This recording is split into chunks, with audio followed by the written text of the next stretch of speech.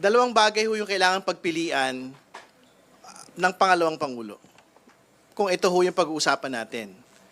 Una, kung totoong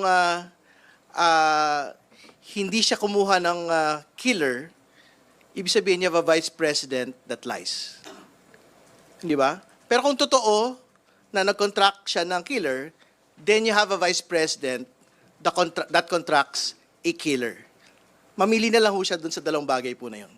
And on both counts, tingin ko hindi ho katanggap-tanggap sa taong bayan na meron kang pangalawang Pangulo na nagsisinungaling sa harap ng bayan o pangalawang Pangulo na kumukuha ng mamamatay tao.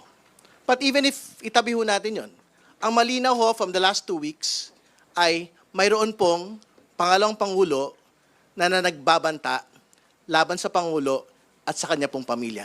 Katanggap-tanggap ba yon sa taong bayan? Tingin ko po, hindi rin po ang sagot doon.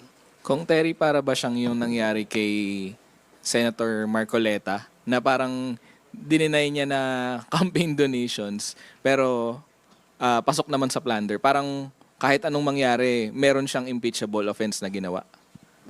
Well, ang totoo po, it is worse.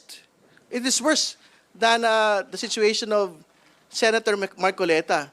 Kasi hindi naman ho senador ang pinag-uusapan natin dito eh.